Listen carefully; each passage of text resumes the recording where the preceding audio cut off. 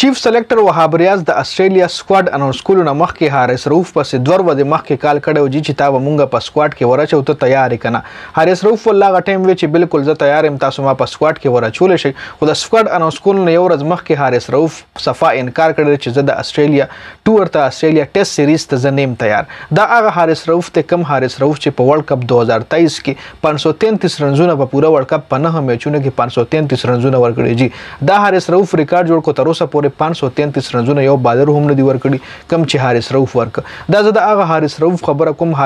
حارث رؤف چې تر اوسه پورې یو ټیسټ میچ کړی دی او هغه ټیسټ میچ کې حارث رؤف 13 اورونه کړی دي. په 13 اورونو کې هغه 78 رنزونه ورکړي دي او صرف یو وکټ یې اشتري دی جی. حارث رؤف د غټ میچ بالر نه دی. غټ میچ مطلب دا چې هغه ټیسټ میچ بالر نه دی. د حارث رؤف خپل کوچ عاقب جاوید ویلي چې دا صرف د ټي 20 بالر دی ورته تاسو په او ډی آی کې هم مورچوي. بل طرف ته زموږ چیف سلیکټر صاحب چې کوم دی وهاب ریاض صاحب هغه بیا د استرالیا ټور ته حارث رؤف ورچولو په سکواډ کې چې پهله حارث رؤف ولا اګری شو چې بالکل تبا په سکواډ کې ورچول شي او بیا ولا انکار کړی دی چې زه سکواډ ل نیم تیار مطلب زه ځان د ریسټ کوم زه دومره غټ گیم لا فلحال نشم کولای زه ریسټ اخلم چون کې ورلد کپ زما خراب تیر شوی دی. نو دې ځکه زموږ چیف سلیکټر صاحب لدا پته نشته چې کم یو سړی د ټیسټ بالر دی کم یو سړی د ون ډے بالر دی کم یو سړی د ټي 20 بالر دی. هغه حارث رؤف چې دغه فارم خراب روان دی هغه حارث رؤف چې هغه په او ډی آی کې دغه رنګ ریکارډ دی هغه حارث رؤف هغه څنګه په منم چې کنډیشن چې کم دی د استرالیا دی د فاست بالرانو د لپاره خدي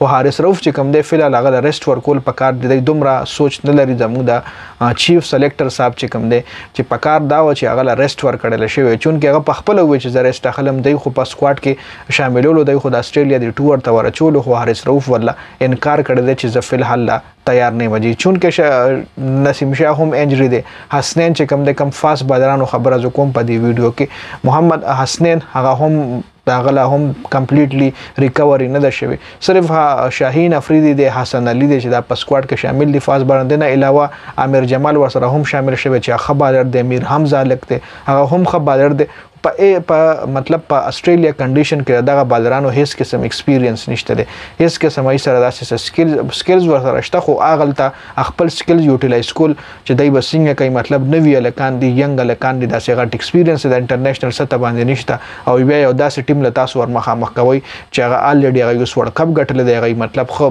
مورال چې کوم دی دغه خو بلند دی هغه خو کانفیډنس سره دغه په خپل ګراوند بیا هغه له شکست ورکول دغه خو کلاډیانو نه دی کړی دا د انډیا ټیم نه دی کړی چرته کم 13 به کړی وي د پاکستان ټیم یو ځل نیم کړی دی. نو په استرالیا کې استرالیا د شکست ورکول په کنډیشن کې د استرالیا ټیم چې کم فارم کې د نن سبا راغی بالران چې کم فارم کې دي. نو دې ځکه زموږ چیف سلیکټر صاحب چې کم د سکواډ خاصه سلیکټ کړی دی خو د حارث رؤف د ایشو چې کوم دې ځکه کم کلتوب کړی چې هغه پس یو ځل رنګ چې لکه تام سکواډ کې ورچو او کیم تزان تیار کړي غولې صحیح ده وکي وروا مې چې بیا سکواډ اناونس کول نه مخکې ولا انکار کړی چې د مانوم په سکواډ کې مو ورچوي زنیم تیار جی. دا کومه خبره چې تاسو سره مو کې د خپل وهاب ریاض کړی دی په خپل پریس کانفرنس کې د سکواډ اناونس کولو دوران کې هغه چې کوم پریس کانفرنس هغه کولو هغه پکې دا خبرې کړې دي چې حارث رؤف پیل تیار او بیا چې کوم دی په عین موقع باندې هغه وی چې زه تیار نه مجي. دا اپډیټس په ویډیو کې ډیر زیاته مننه. والسلام.